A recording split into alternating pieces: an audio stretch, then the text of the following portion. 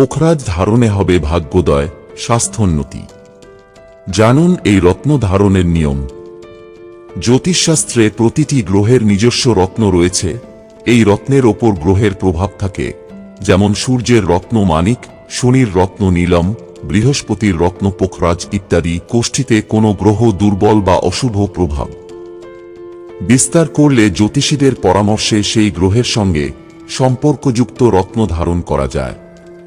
পোখরাজ রত্ন, এটি হলুদ রঙের অত্যন্ত মূল্যবান একটি রত্ন। বৃহস্পতিকে শক্তিশালী করার জন্য এই রত্ন পরা হয়। কোষ্ঠী অনুযায়ী অনুকূল হলে তবেই পোখরাজ পরা সুফল পেতে পারেন জাতক। নানান রঙের পোখরাজ হয়ে থাকে, তবে বৃহস্পতিকে বলিষ্ঠ করতে হলুদ রঙের পোখরাজ ধারণ করা উচিত।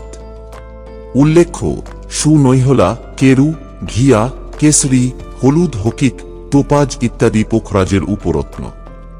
পোখরাজ রত্নের লাভ। 1. প্রচলিত আছে যে এই রত্ন ধারণ করলে সৌভাগ্য বৃদ্ধি হয়। 2. শিক্ষা ও কেরিয়ারে সাফল্য লাভের জন্য পোখরাজ পরা উচিত। 3. জ্যোতিষীর পরামর্শে পোখরাজ পরলে বিবাহে আগত বাধা দূর হয়। 4. প্রশাসনিক আধিকারিক, শিক্ষক, আইনজীবী, বিচারপতি ও রাজনেতাদের জন্য এই রত্ন আশীর্বাদ প্রমাণিত হতে পারে, তবে এই রত্ন স্যুট করলেই এর সুফল লাভ করা যাবে। 5. ধর্মকর্মের প্রতি রুচি বাড়ে। স্বাস্থ্যের ওপর পোখরাজের প্রভাব।